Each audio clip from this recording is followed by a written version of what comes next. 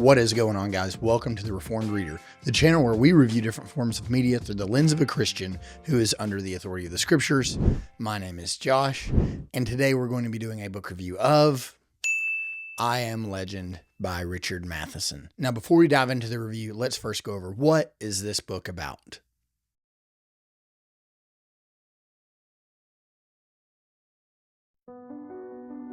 A terrible plague has decimated the world, and those who are unfortunate enough to survive are transformed into bloodthirsty creatures of the night. Robert Neville is the last man on Earth. Every other man, woman, and child has become a vampire, and they are all hungry for Neville's blood. By day, he is the hunter, stalking the sleeping undead through the abandoned ruins of civilization. By night, he barricades himself in his home and prays for the dawn. How long can one man survive in a world of vampires?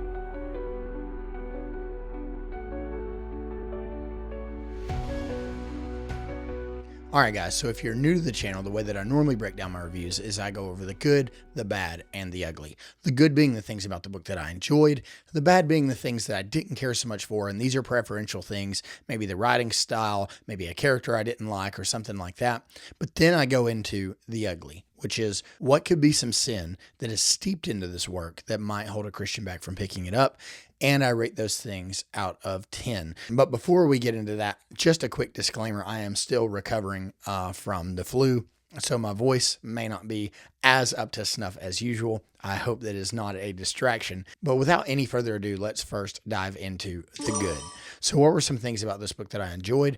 I loved that it was single POV. I loved that it was one character mainly, it wasn't just one character, but the entire story revolves around one character. I love that the book is short. It was as long as it needed to be, and not shorter than it needed to be, and not longer than it needed to be. I think it was the perfect length for the story that Richard Matheson was telling. I also loved that it was nothing like the movie. Now, I enjoyed the movie. I know there's, mixed opinions on it. I actually enjoy the movie, but you have to view that as a completely separate piece of work. So take everything that you think you know about I Am Legend because of the movie and throw it in the trash, because this is a brand new story. Because when I watched the movie, I actually thought that the creatures were more zombie-esque and less vampiric in nature.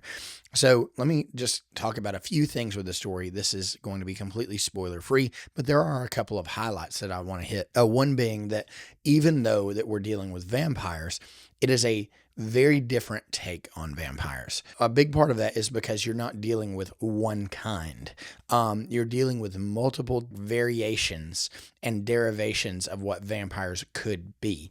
So, for instance, with like the zombie movies or stories that we like, a lot of times you're either dealing with like the fast zombies or the slow zombies. And then with vampires, most of the time you're either dealing with like these just bloodthirsty monsters, or you're dealing with these very intellectual and adept creatures of the night. And in this book, you've kind of got a little bit of everything. So as the summary read, there's a plague that spreads across the entire world, and it causes most people, most of civilization, to die. Those that succumb to the illness and they perish, they turn vastly different than those who just are infected. And so what we're dealing with is Robert Neville as a character isn't some geneticist. He isn't some super genius. He is just a regular dude. That was probably my favorite part. Well, I'll get to that in a minute. It was my second favorite part of the book, is that he's just a regular guy trying to figure out, how he's going to traverse this new world. So he's boarded up his doors and windows. He's taken these very intelligent precautions because he lives in the suburbs of California. But he's taken these very smart, very wise precautions, such as, these vampires are not superhuman in this book. They are basically human, but bloodthirsty, at least the ones that are more intelligent in nature. The other ones are more zombie-esque. They're kind of just walking around, trying to find their next meal, trying to consume. And so what Robert Neville does, because he lives in the suburbs, is he actually during the day, he burns down the two houses on either side of him. So that way the vampires cannot jump onto his roof and then find a way into his house because, like I said, they're not superhuman. So they can't break the door down. But they can bust through a window. So he's boarded up his windows. He secured his doors, all of those kind of things.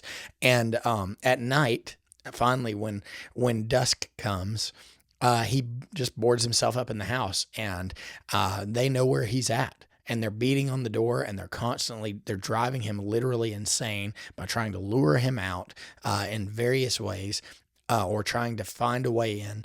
And he's just going crazy. Ultimately, Robert Neville decides to go on the offensive. And during the day, the vampires go into a type of hibernation, very similar to what we saw in like Lost Boys, where they're not just asleep, but they're completely unconscious. They're frozen. They're statuesque.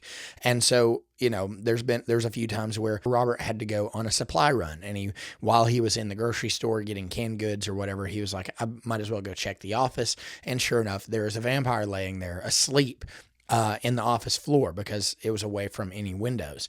And so he was just able to drag them out by their feet into the sun, and it terminated that creature. During the day, they're completely inactive. So this also leads to him constantly carrying around things like wooden stakes. And, if he, for some reason, can't drag them outside, he will terminate them there on the spot. So he begins to become a hunter. And so he starts hunting these creatures down. But like I said, you have these two different kinds. So you have the zombie-esque kind, and I'll probably just refer to them as zombies here, because they are those that have died, whose bodies remain, and have become reanimated. They are mindless, zombie-esque creatures.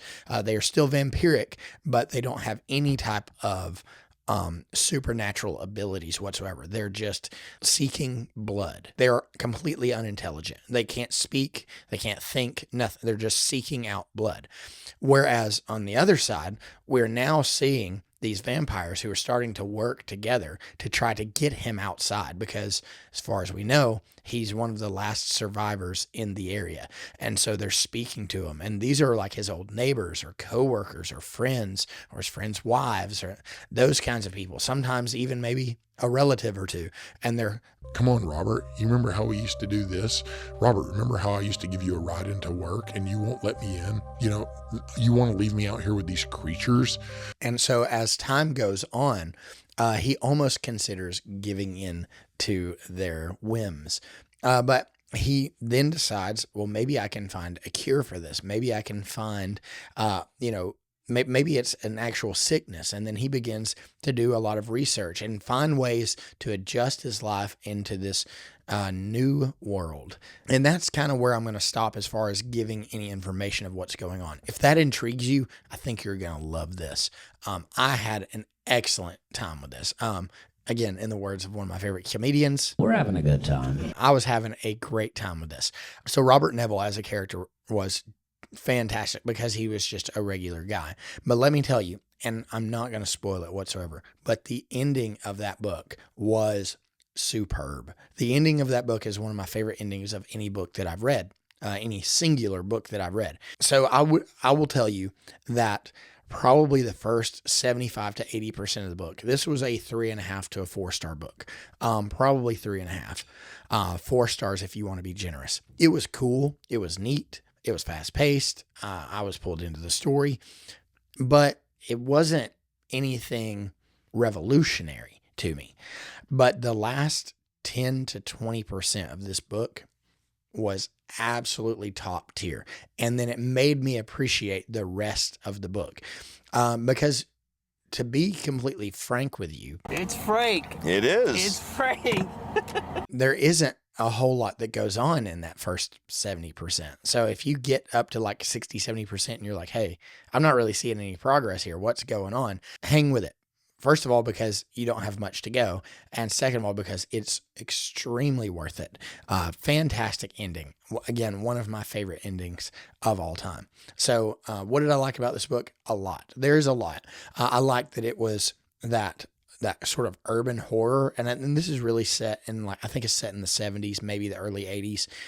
But it's sort of like an urban horror. It's a new take on vampires, which was very refreshing because I did kind of want that kind of a read. It wasn't horrific. There are a few horrific things that happen in the book, but it wasn't like blood and guts and all that kind of stuff. It was just a story of terror and this man having to deal with terror in this new world, and hoping that he could save it. So yeah, what did I like about this book? A lot. So this leads me into the bad. So what were some things about this book that I didn't enjoy preferentially? And frankly, there's not a ton that I didn't prefer. I will say there's a couple of times it seemed like we were lingering. There was a couple of times where it seemed like maybe Richard Matheson was leaning into maybe some of his own like ways of thinking or his own perspective, as far as a worldview goes. There was a couple of things where, okay, he's leaning a little bit into like some icky areas without being explicit, but still it's like, I don't necessarily know that propelled the story at all, but it was realistic. So I'll give him that. But yeah, there really wasn't a ton that I would say I disliked. Now I will tell you, I won't tell you that actually. All right, then keep your secrets. But let me just say that I think if you're looking for a palate cleanse, something that's short, something that does have that looming state of dread that I've talked about. It's sort of a new, fresh take on vampires. And it's at the same time as it's that post-apocalyptic type of a story. It's sort of a lot of things wrapped up into one. I think you're really going to love this book. So what did I dislike about this book? There isn't really a ton. And the ending overshadows any of the flaws that I may have seen in it. So this brings me to the ugly, which is what could be some sin that is steeped into this work that might hold a Christian back from picking it up. And I break this down into 5 categories, starting with violence and brutality. Now for violence and brutality, I'm going to give this a 6. Yeah, you might actually think that this would be higher with it being a horror book, especially a vampire book. But there's not really a ton in here that's violent because it's more character focused. It's more of a character study on Robert Neville than it is like a slasher book or something like that. So if you're really looking for like a character study in a very grim post-apocalyptic type of world, then yeah, I think you'll have a good time with this. I would say that for violence and brutality, if you want me to give it sort of like a movie rating, I'd say it's PG to maybe PG-13. I don't think it ever really leans into the R. So yeah, maybe scratch the PG part. It's PG-13 because he does terminate vampires. And sometimes that can get a little like, I don't know if it's not necessarily gruesome. It is grotesque at times, but just talking about, mass amounts of people dying due to a plague, I could maybe see you saying like that is a little violent and brutal, or the way that they treated people during that time, maybe. But I really don't think it's extremely brutal. The only times that it is when either Robert is on the hunt or the vampires are on the hunt. But do I think this is going to hold a Christian back from picking it up? I think it has much less violence and brutality than most fantasy books that I've read. So probably not, but just kind of know what you're getting into before you jump into it. So this leads me into sexually explicit content. For sexually explicit content, I'm going to give this a 3. Now, the reason I'm giving this a 3 is because it's not explicit, but there are instances where Robert Neville, he has been alone for at least a year, if not longer, and not just alone and seeing it like completely alone. And there are some female antagonists that are trying to be alluring, emphasis on luring there, on trying to get him to come out of his home. Now, I don't think it leans into like anything that is graphic in nature, but it is more explicit than what I would want, my like a preteen or teenage son to read.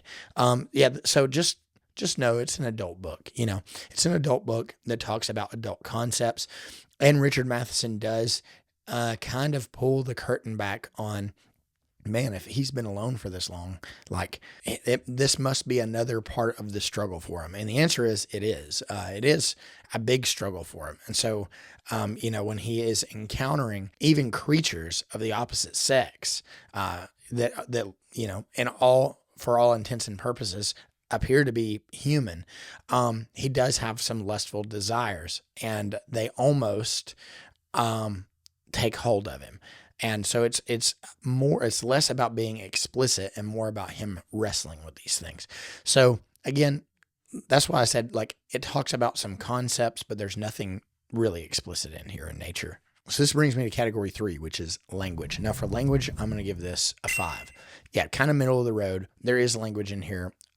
There's not really a lot of bombs that are dropped. The Lord's name is used in vain pretty severely several times, which is odd to me, that people tend to be more inclined to use that term than to drop like a bomb, because they think, that's too rough, or people don't want to hear that, but they're okay with hearing this, especially in the 70s and 80s.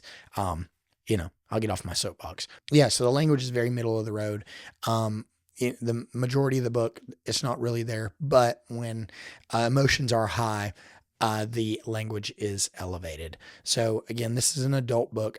I would not hand this to my teenager, but it's also not one that I would be ashamed to have sitting on my shelf. I would just, when I see somebody reach for it or ask about it, I would just kind of, just preface it by saying, hey, just know, like, I really enjoyed this book, but it does have some language. And so if that's an issue for you, then this may not be a book for you. But yeah, just be aware of that. So this leads me into category 4, which is gratuitous inclusions. Now for gratuitous inclusions, it's just not in here, guys. So I'm going to give this an absolute 0, and there's not really a whole lot else to discuss. It's just not in here. And this brings me to the final category, which is dark themes. Now for dark themes, I'm also going to give this a 5. You could probably bump it up to a 6 if you wanted to.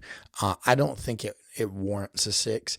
There are some heavy themes here that are discussed. There's nothing spiritually dark that's discussed here, in my opinion. There's nothing like demonic or spiritually depraved in that nature that can be found in this book. But I will say there are some pretty heavy things that are discussed here, like loss and trauma and depression, sometimes contemplating and thoughts of self-harm, those kind of things. They are in here. So, this is, yes, it's post-apocalyptic and it's pretty grim. So those are some heavy topics that are discussed there. But all the while, there is this hope. There's this hope that he can find a cure. There's this hope that things are going to be better. Like, as corny as it may sound, just like, was it The Dark Knight? When it says, like, the night is darkest before the dawn. It's very similar here. So you can see that the literal day and night also holds this proverbial day and night of, it's daytime, I'm out and about, I'm living a fairly normal life. And as the darkness comes and the darkness sets in, that's when he's really struggling and having to wrestle with all types of things, all types of issues. But he knows, I just have to hold out for the light. So I actually think there's quite a big message of hope in this book. But that's why I say it's middle of the road. There's heavy things. I wouldn't say dark things. But again, just know what you're getting into. So this leads me to the final question, which is, would I recommend this to a Christian? And the answer is, yeah, probably so. It just depends on who it is. I don't think this is a book for everybody, but I think that very few books would be, I would classify very few books as books for everybody. So this one in particular, I would say for any horror fan, anybody that liked, the movie Lost Boys or like the old Buffy movie or anything like that. If you're into like vampires, which that might sound like a silly thing, but if you like a good vampire story, make sure you add this one to the list because it is very different from everything else. But again, that ending, man, is stellar. That ending is phenomenal. If any of you give me any credibility whatsoever as far as my reviews go, and you're like, okay, so Josh is saying this is one of the best endings ever, and I kind of, that intrigues me enough to pick it up. Like, I say, go for it. I think it's exceptional. I think the ending is very, very good and well worth your time. Now I've heard mixed things. I know some people really hate the ending. I'm not one of them. I will say it was way better than the ending of the movie. It was way better than either ending of the movie. I thought it was exceptional, and I thought it was the perfect ending to the story that he was telling. And it seems to me like maybe he had the end in mind first, and then he wrote the rest of the story. At least that's how I like to pretend in my own mind of how he wrote it, because that's how good this ending was. So would I recommend it to a Christian? Yeah, I absolutely would. It's going to depend on the individual and their tastes and preferences, but I would say, yes, I would recommend this to a Christian. So overall, guys, what did I think of I Am Legend? I absolutely loved it. It is, would I say it's in my top 10 books of all time? Probably not. But is it in my top 10 endings of all time? It could be. It's up there. I'll tell you that. So yeah, I thought it was fantastic. Excellent read. Very refreshing. So if you're looking for that palate cleanse, if you're looking for something just to change things up, man, I'm tired of sci-fi, man, I'm tired of fantasy, or even, man, I'm tired of thrillers and mystery novels or whatever. Just kind of want something that's different. I Am Legend by Richard Matheson. Make sure you pick it up. So guys, thank you so much for coming and hanging out with me and listen to me ramble about I Am Legend for a few minutes. Let me know if you guys have read it, if you enjoyed it. If so, please let me know down in the comment section below. If not, let me know. Please, if you're going to give spoilers, which is like, it's fair game, but if you're going to leave spoilers in the comments, just let everybody know ahead of time. Maybe, type spoiler alert and then hit enter a few times before you go to typing, just in case somebody doesn't want to be spoiled. But I would love to discuss this book with you guys. It is excellent. It'll be one that I revisit in probably not too long. It might be my favorite vampire book that I've read so far. It is very, very good. So thank you guys so much for coming and hanging out with me. But more than anything, I would ask that you guys share these videos to your Christian brothers and sisters who like to read, so that maybe I could be a good resource to them, so that maybe we can spend our time, money, and energy a little more wisely on things that honor the Lord. So thank you guys so much again for watching, and I will see you on the next one.